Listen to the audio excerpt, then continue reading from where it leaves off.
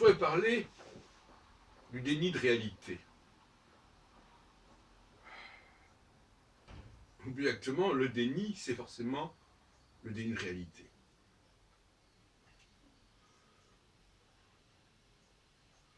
Les Juifs, quelque part, incarnent une certaine dimension de réalité. J'appellerais la réalité objective. On ne devient pas juif, on est NAIT juif. Et on peut l'être à différents titres, certainement.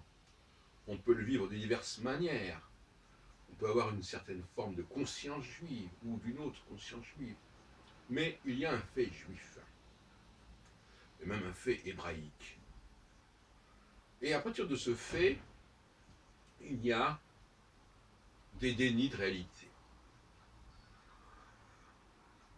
J'apprécie notamment que récemment, l'Église catholique romaine soit sortie de ce déni de réalité et qu'elle reconnaisse l'ancienneté, la primauté en quelque sorte du facteur du phénomène hébraïque. Et c'est très sain pour tout le monde. Car le véritable anti-judaïsme, ce n'est pas de s'en prendre aux juifs, ce n'est pas de porter des attaques contre eux, c'est beaucoup plus sournois que cela. C'est de vouloir les remplacer, de vouloir se substituer à eux, de vouloir devenir eux, en quelque sorte. C'est vrai que j'aime bien le mot devenir parce qu'il me paraît particulièrement problématique. Ça m'a toujours pensé à Simone de Beauvoir, je crois qu'il disait qu'on devient, on ne naît pas femme, on devient femme. C'est la théorie du genre, etc. Le devenir qui a donné hier le calque anglais become. Become, c'est calqué sur devenir, comme. Et il y a aussi une autre forme d'antijudaïsme qui est encore plus bizarre. C'est celle qui vient des juifs eux-mêmes en France quand ils ne reconnaissent pas la réalité d'un judaïsme de souche française. Or, de la même façon que le judaïsme est la souche quelque part du christianisme, le judaïsme de souche française est la souche de judaïsme plus tardif, arrivé en France plus tardivement. On pense évidemment à Éric Zemmour, qui reconnaît lui-même qu'il est il est descendant d'immigrés récents.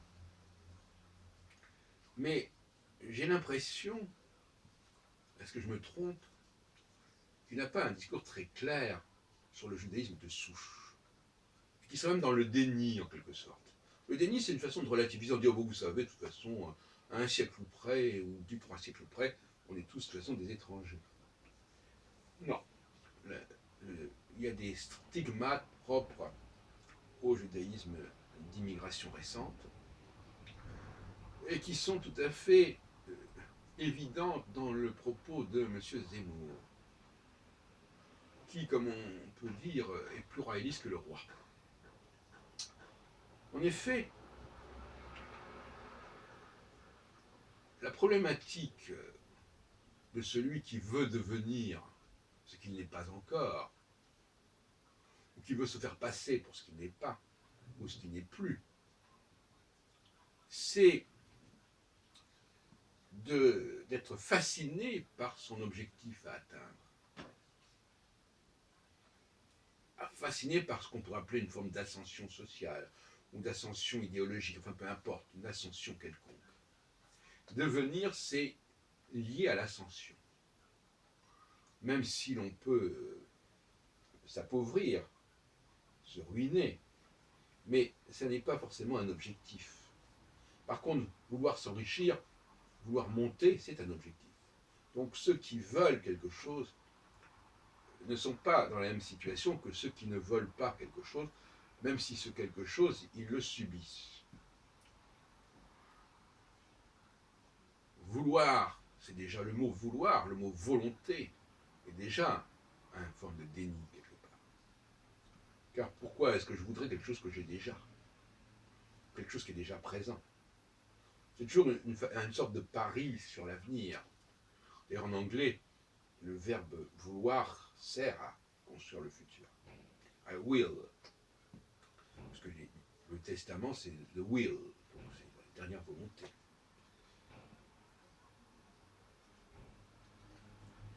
Donc,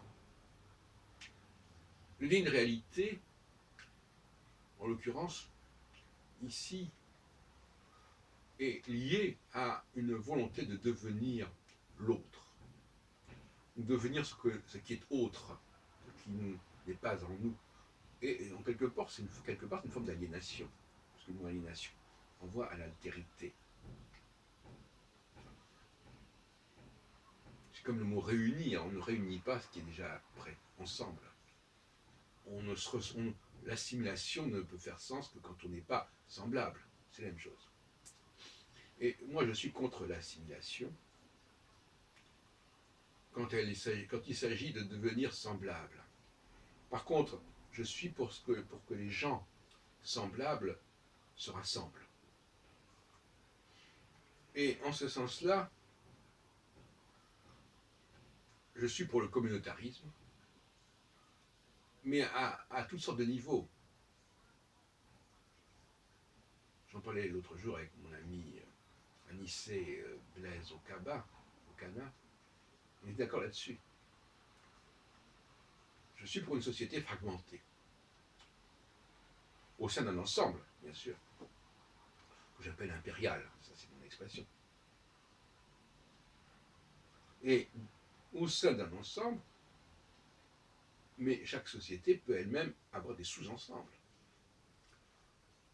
Je suis, par exemple, je ne suis pas contre le nationalisme quand c'est un ensemble, quand c'est un sous-ensemble. Plus l'ensemble est spécifique et étroit, plus il va effectivement être homogène. Ça va de soi. Mais on peut aller très loin dans cette recherche d'homogénéité. L'homogénéité au sens de la réalité, c'est-à-dire mettre ensemble des gens qui sont objectivement ensemble, non pas parce qu'ils veulent être ensemble, mais parce qu'ils le sont de facto.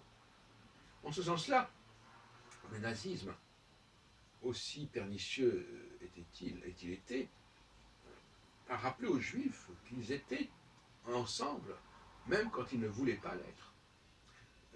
Quelque part, le nazisme, c'est aussi le retour d'un certain principe de réalité pour les Juifs. Et c'est ce qu'il faut qu'ils retiennent, que nous retenions. Dans une société communautariste, il n'y a pas d'étrangers, puisque on fait forcément partie d'une communauté, d'une sous-communauté. On est étranger que lorsqu'on refuse cette appartenance. L'étranger, l'immigré, c'est quelqu'un qui est dans le refus de l'appartenance. Maintenant, quand il arrive en France, par exemple, il ne sera pas tout seul dans son cas. Il est rare que quelqu'un soit le seul ressortissant d'un certain pays, le seul à parler une certaine langue.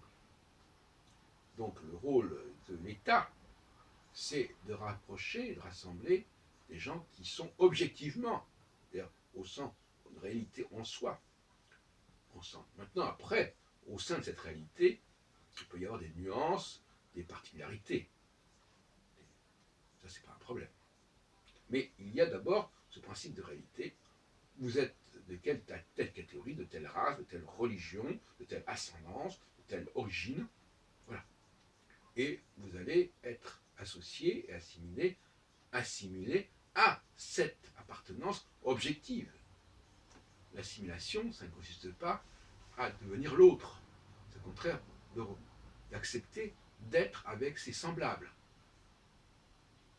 C'est-à-dire des gens qui sont de facto, qui sont en réalité vous semblables, qui vous ressemblent, et non pas quelqu'un auquel on veut ressembler. Donc je dis que dans une société communautariste, il n'y a pas d'étrangers, puisque l'on a le droit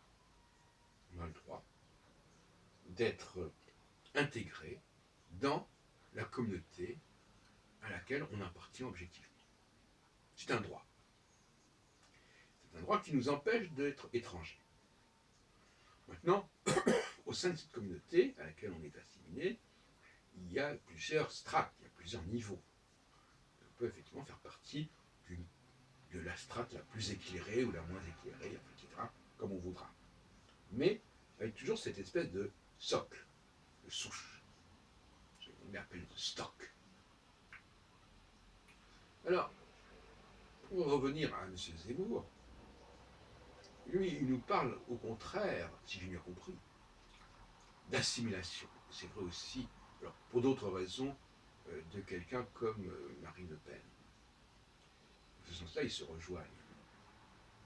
Il faut s'assimiler et il ne faut pas chercher à se différencier. Parce qu'effectivement, M. Zemmour, il appartient à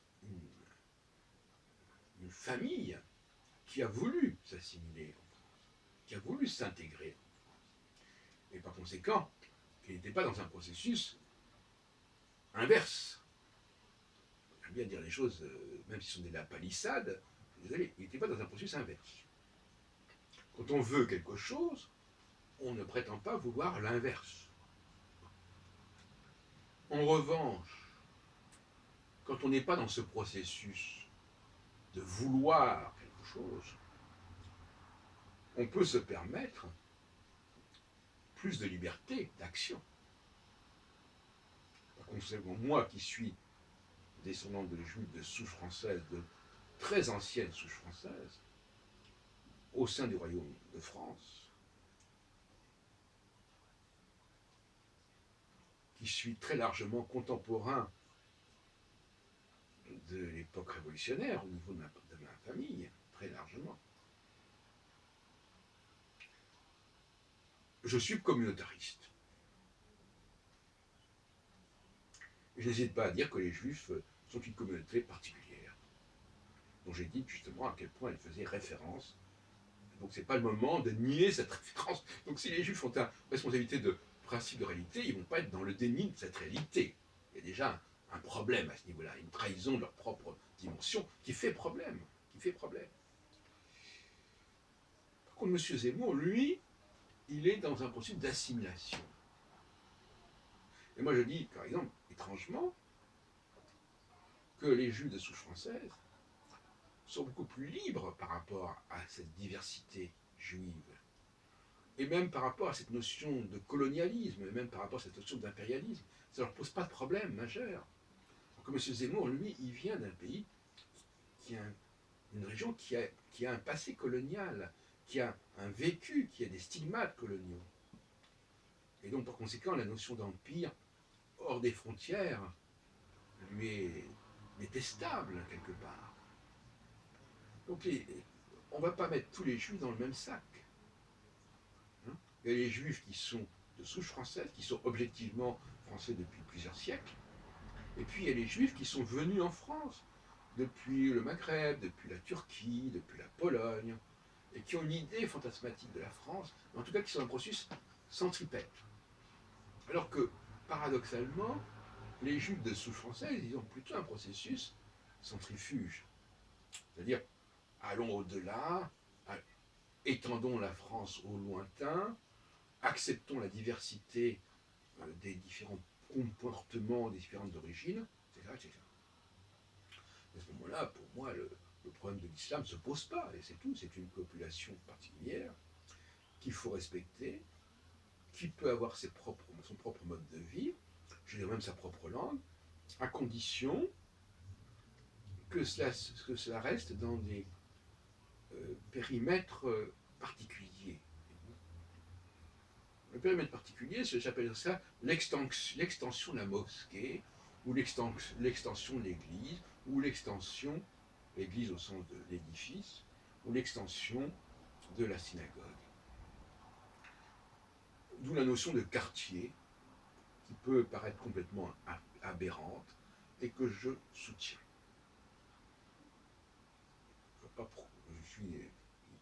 Pourquoi n'y aurait-il pas un quartier chinois, un quartier juif, un quartier musulman, etc. Comme il y en a par exemple historiquement à Jérusalem, où j'ai vécu à une certaine époque. Donc voilà, chacun vit dans son quartier, a ses propres mœurs, a sa propre juridiction jusqu'à un certain point, pourquoi pas. Et à partir de ce moment-là, les individus ne sont pas des électrons libres, parce que rien n'est pire que quelqu'un qui n'a pas d'appartenance.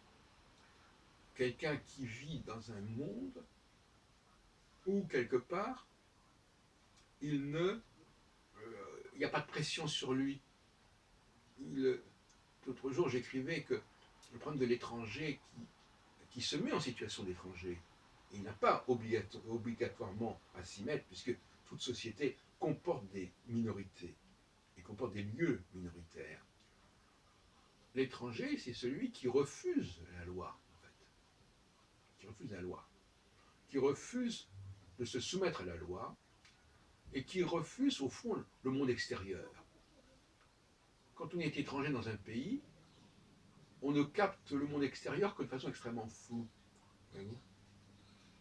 On parle une langue, mais on ne la comprend pas. C'est ma théorie là-dessus. Et donc, on réagit très vaguement aux stimuli extérieurs. Une sorte de brouillard, comme ça. Bon, ben, ce brouillard-là, je trouve ça détestable. Quand on est dans sa propre communauté, on fait moins d'erreurs, on commet moins d'excès que lorsqu'on en est à l'extérieur. Il y a des excès comportementaux qui ne sont pas attestés quand la personne est dans son propre milieu. Parce que chaque milieu est capable de neutraliser certains excès.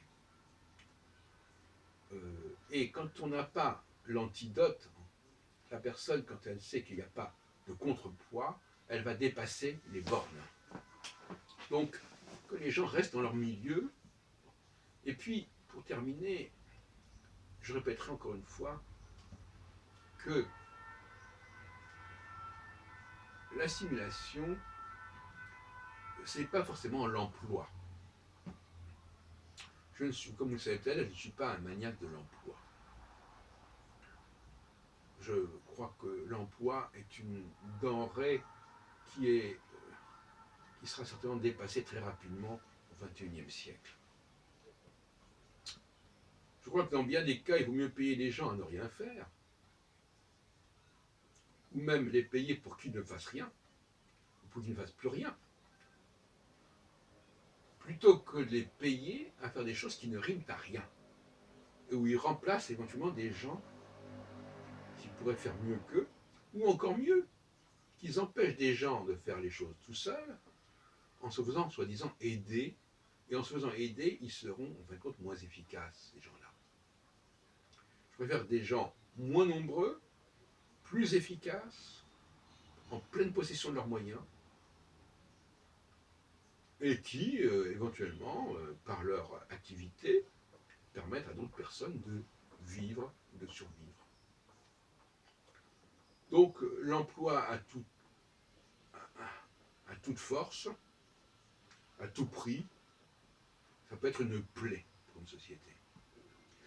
On sait, et ça peut par exemple retarder l'utilisation des machines, mais ça peut aussi faire que des gens qui ont un véritable potentiel ne soient pas utilisés correctement, et que l'on mette à la place des tas de personnes qui font n'importe quoi, ou qui font des choses qui sont peu intéressantes,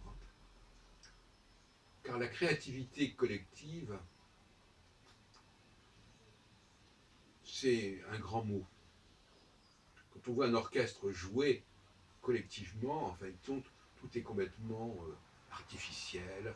Ils jouent d'après une partition, d'après des instruments, etc. Donc, si vous voulez, il ne faudrait pas prendre l'exemple de l'orchestre comme référence, à mon avis. Donc, nous vivons dans donc, le revenu universel, ça me paraît une très bonne idée, de Manuel Valls et puis d'autres. Il faut savoir qu'il vaut mieux être seul que mal accompagné. Et mal accompagné, ben, quelqu'un qui a des employés, il peut être mal employé, accompagné. Donc, l'utilisation des étrangers pour faire des tâches, puisque, soi-disant, il ne faut pas qu'ils restent sans emploi, il faut faire attention. Ça peut être contre-productif. Ça peut créer de la promiscuité fâcheuse. Ça peut... Souvent, on met des gens pour des tâches qui sont peu intéressantes et que n'importe qui peut faire. Ce qu'on appelle les gens qui sont interchangeables. On en met un, on en met un autre. La seule chose, c'est que cette personne a un certain nom, elle travaille pendant une certaine heure, elle a un certain emploi du temps. Bon, maintenant, ce qu'elle fait, on s'en fout un petit peu. Non, mais je ne dis pas ça de mon point de vue, je dis que c'est ce qui se passe en réalité. Donc, l'utilisation des étrangers dans une société, si la personne a un véritable potentiel, oui. Si c'est uniquement pour justifier qu'on lui donne de l'argent, non. Sur ce point, je crois que c'est très important. Et là aussi, je crois que je ne serai pas en accord avec monsieur Zemmour, qui est certainement un grand adepte du plein emploi. Non. Alors, parce que le plein emploi, ça correspond aussi à un fantasme de l'immigré. Il faut qu'il soit employé, il faut qu'il ait une fiche de paye, il faut qu'il... Voilà, et ça fait partie de l'assimilation. Eh bien, moi qui suis issu de souche française, je dis non. Je préfère des gens qui sont payés pour leur temps libre, c'est la fameuse théorie des 35 heures, mais que je porte beaucoup. Je pense qu'il faut encore réduire encore plus le temps de travail. Ils sont payés pour vivre, tout simplement pour consommer et pour se développer. Et si parmi ces personnes qui sont payées pour se développer, il y a quelques génies qui se développent, mais ça serait merveilleux. Parce que vous savez qu'un pays, dans tous les domaines, il lui suffit de quelques génies pour s'en sortir, pour exister internationalement, pour exister économiquement. Alors effectivement, c'est un peu comme une sorte de semence. Voilà, on sème, on donne de l'argent, on donne du temps aux gens, et puis, eh bien, même s'il y a 5% de résultats, ça peut être énorme, 5% de résultats sur une population. Voilà. Donc, ce qui est important, c'est que dans un pays donné, dans une communauté donnée, il y ait une élite qui se développe, et des gens remarquables, des gens extraordinaires, des gens supérieurs qui soient mis en évidence. C'est tout. C'est comme l'histoire des spermatozoïdes. Bon voilà, ben, pour qu'il y ait une fécondation, il y a un énorme gâchis. Ben oui, d'accord, un énorme gâchis. Mais ça n'est pas grave. L'important, c'est que la fécondation se fasse. L'important, c'est que les gens à qui on donne du temps libre, on paye sans avoir d'obligation d'emploi, eh bien, comme diraient d'ailleurs beaucoup de gens, je pense, ils ne vont pas faire n'importe quoi, ils vont se cultiver, ils vont créer, ils vont faire des choses. Il faut les encourager, bien entendu, dans une sorte de bénévolat, ce que j'appelle la vie de quartier. Il faut développer la vie de quartier, il faut qu'il y ait une culture de quartier, et que les gens ne soient pas tout le temps à écouter des œuvres qui viennent d'ailleurs ou qui viennent du passé, mais il faut qu'ils vivent dans le présent. C'est très important. Nous devons vivre dans le présent avec nos contemporains, et nous devons être à l'écoute et à la recherche, à la découverte de gens de notre époque, qu'ils soient peintres, qu'ils soient musiciens, etc. Explorons, nous avons l'obligation de reconnaître et de retrouver et d'exploiter notre potentiel humain. Et ce potentiel humain, dans bien des cas, il ne peut se développer qu'en laissant les gens s'épanouir, se cultiver, sans qu'il faille absolument qu'ils aient un travail qui les abrutisse. Et